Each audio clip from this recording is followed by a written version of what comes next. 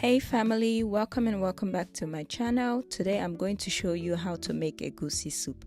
Step by step, this recipe is very simple, beginner friendly and very delicious. So if you've ever wanted to learn how to make egusi soup that tastes amazing, just keep watching and let's get cooking. In a pot, add your proteins. I've already washed my meat. I like to start by cooking my meat first because this is where a lot of the flavors comes from. Then go in with your onions, salt and seasoning cubes. Stir everything together to combine, then I'll cover the pot and let the meat cook and release its own stock before I add any more water, because we need that rich stock for our soup.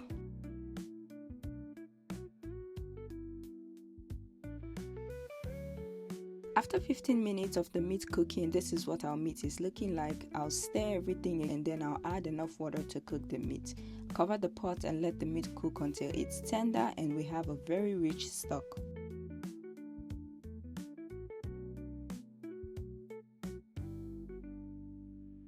While the meat is cooking, I'll go ahead now and prepare the egusi and our pepper mix. In a bowl, add the ground egusi, some crayfish, seasoning cube and water.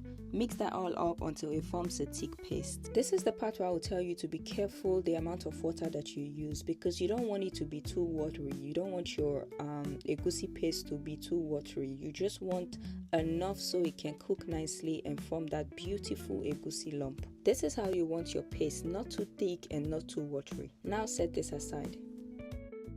Moving on, I'm going to also prepare my pepper mix. In a blender, I added the red bell pepper and onions and I blended until smooth. Not completely smooth all the way because you can still see those small particles. Yeah, but if you like it smooth, it doesn't change anything. You can go ahead and blend it smooth. But for me, this is what I was going for, so this is how I'm going to blend it. After blending, I check back on the meat, and at this stage our meat is well cooked. So now it's time to bring our soup to life.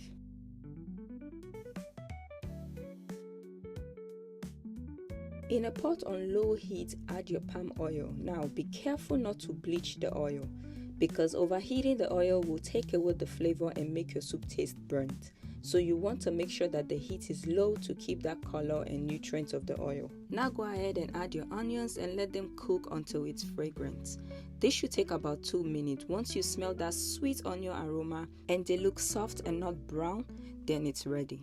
Add your blended pepper mix, some crayfish and ground locust beans. Stir everything to combine. Let it cook on low to medium heat until the oil settles at the top.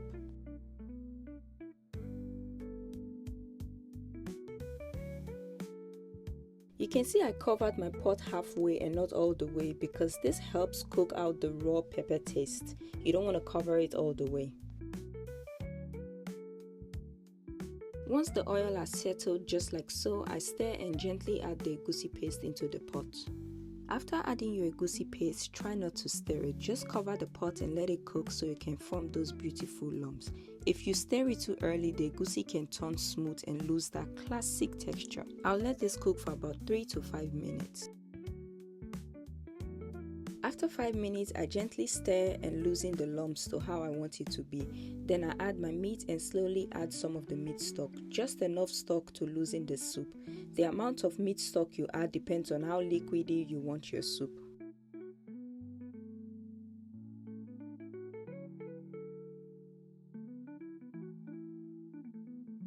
Once you're satisfied with how much liquid you have in your soup, you want to taste and adjust seasonings if necessary. I added more seasoning cube because that's what my soup needs, and I let the egusi simmer until it's fully cooked and thick.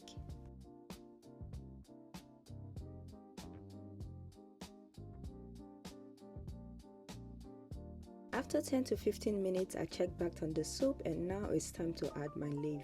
I'm using bitter leaf, but you can use any kind of leaf you prefer. After adding my leaf, I stir and cover the pot and let it cook for another 5 to 7 minutes, just enough for the flavors to come together without overcooking the leaf. And just like that, our rich flavorful egusi soup is ready. Just look at that pot. Isn't this looking so lovely and yummy? This with some correct pounded yam. Ooh, you are in heaven. If you enjoyed this video, don't forget to like, comment and subscribe. Let me know in the comments how you make your egusi or if you're going to be trying this recipe. Also, let me know what you would like to see next. Thank you so much for watching and I'll see you in my next video. Love you, bye.